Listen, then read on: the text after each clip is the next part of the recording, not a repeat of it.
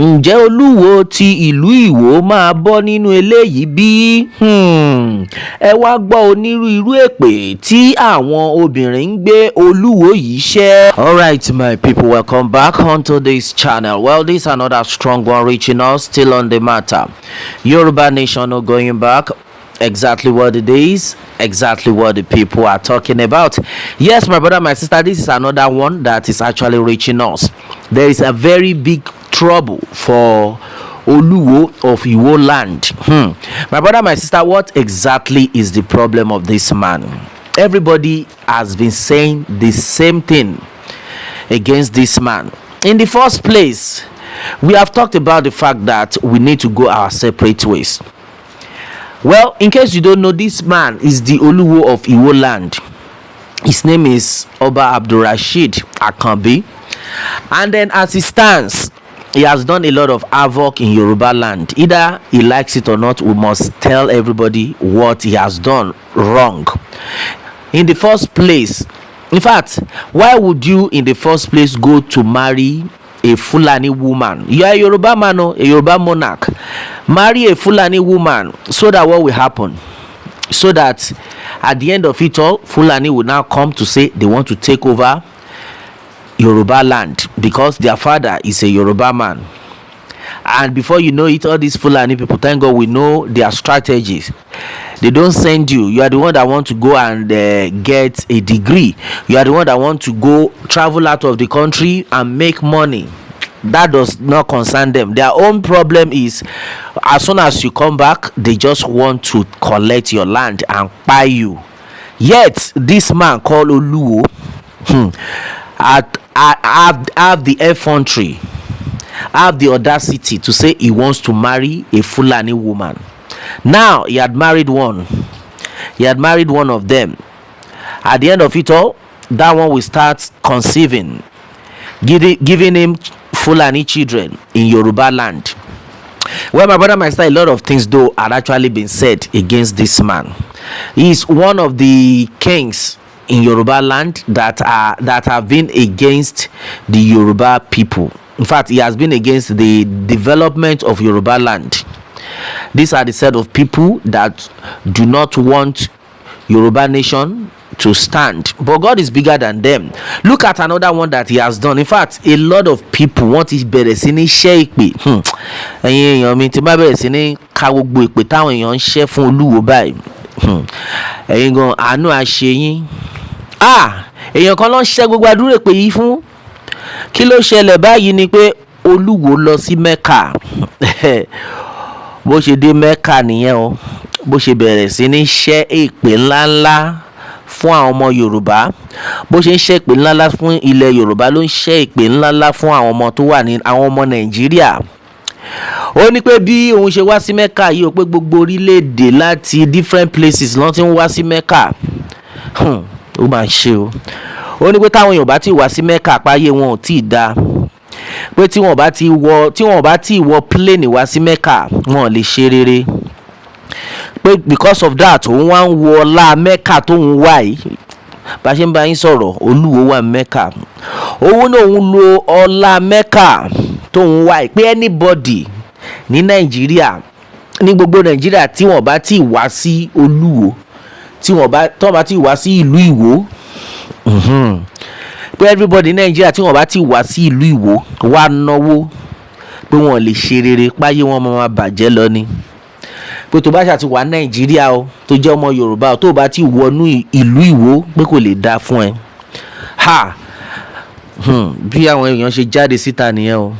Pé kí ló dé pẹ̀lú gbogbo nǹkan tó ti ṣe fún wa nílẹ̀ Yorùbá tó ti bá yá àwọn ọmọ Yorùbá jẹ́, tó ti gbé Fúlàní wọlé, tó ti ń fún àwọn Fúlàní nípò, tó ń ṣe gbogbo ẹ̀. Ó tún wá gbéra lọ sí Mẹ́kà. Ṣé ìdí tí wọ́n fi san 95 billion naira tán fi gbé yín lọ Mẹ́kà rè láti padà wá ṣẹ́ ìpè, láti lọ bẹ̀ láti ṣẹ́ ìpè fún àwọn ọmọ Yorùbá? Olúwo kò ní ragbá fún ẹ. In fact, a lot of people have actually raised causes on this man. What exactly is his problem? Well, that is why we have said it that most of all these monarchs, they are the problem of Yoruba land. Yes, most of all these monarchs you are seeing, they are the problem we have in Yoruba land, and everybody has rained a lot of curses on this man. Pé Oluwo fún èpè tó ṣẹ́ fún àwọn ọmọ Yorùbá o. Pé Olúwo ti ìlú Ìwó ò ní gbádùn tìrantìran ṣe ń gbọ́ ẹ máa gbọ́ èpè yapa. Àwọn èèyàn wá ń pariwo pé Mẹ́kà tó wà yìí o, Olúwo èpè tó ń ṣẹ́ ní Mẹ́kà yìí òfò ló máa fi ṣe o, lágbára Ọlọ́run kò ní jẹ́ fún ẹ. Àwọn èèyàn tún pariwo síta pé Olúwo sẹ́ẹ̀ Mẹ́kà tó wà iṣẹ́ Ọlọ́run ò ní gbàdúrà ẹ mọ́sẹ̀. Pé gbogbo nǹkan tó ti béèrè èpè tó ń ṣẹ́ fún àwọn ọmọ èèyàn pé kò lè wá sí ìmúṣẹ ní orúkọ Jésù. Oh my God, kò easy o, èpè rèé. Now èèyàn kan wá sọ pé Olúwo, your end is getting close, and then as it stands everybody is bittered about what Oluwo has altered. Now èèyàn kan pariwo síta, wàláì Ọlọ́run ọba tó láyé kò ní gbọ́ àdúrà ẹ Olúwo, nítorí wípé alábòsí ni Olúwo 1, oníjìbìtì ni Olúwo 2, amúgbó ni Olúwo 3, èpè àjọbí ló máa mú Olúwo. Ṣé gbogbo ẹbí Olúwo ni wọ́n máa lè wá sí ìlú Ìwó kí wọ́n wá náwó? Pé gbogbo èpè tó ń ṣẹ́ yìí ó máa padà sí orí ẹ tọmọtọmọ, ó máa padà sórí Olúwo tìrantìran. Káì èpè ó máa ṣe o. That is why we always talk about generational curses. Àǹkan tí àwọn bàbá ti èpè tí ó ti jà àwọn bàbá ó máa jà láti orí àwọn bàbá wa dé orí àwọn ọmọ tán ṣẹ̀ṣẹ̀ ń bí. Ọlọ́run ní jẹ́ kó jẹ́ tiwa.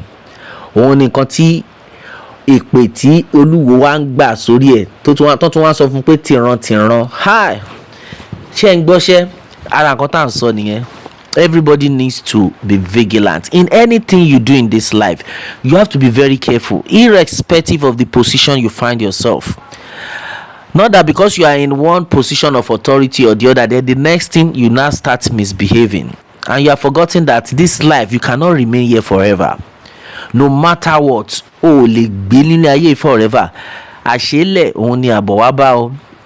Now look at all the èpè.